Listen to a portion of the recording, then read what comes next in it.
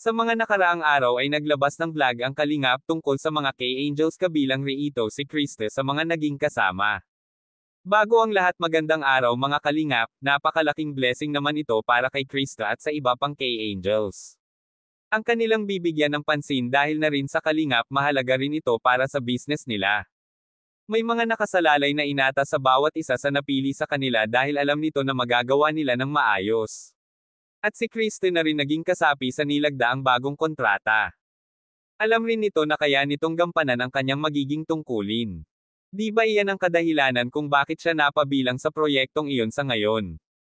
Saksi ang karamihan sa kung paano niya pahalagahan ang kanyang karir at alam natin na kayang-kaya niya rin.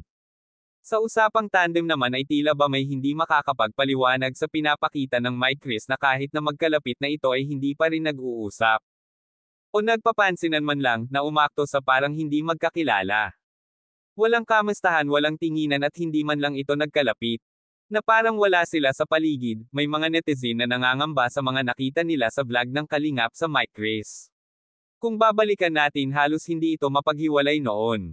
Pero ngayon kumikilos na lang na parang walang pinagsamahan at deadma lang.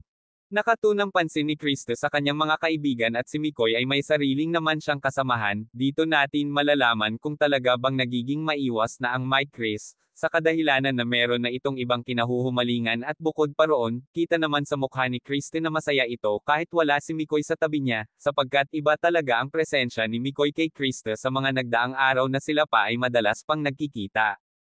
At ang paginap sa kanilang tandem, malungkot lamang na ganito ang ating maabyutin sa vlog ng Kalingap, at halata naman sa kinikilos nito ang pag-iiba ng Mike Kris, ngunit may mga dahilan itong Mike Kris kung bakit sila nagkakaganito o di kaya may mas importante itong inaasikaso sa pansarili nilang buhay. Maraming salamat, pakisuportahan po ang aking channel at sa lahat ng bumubuo ng Kalingap.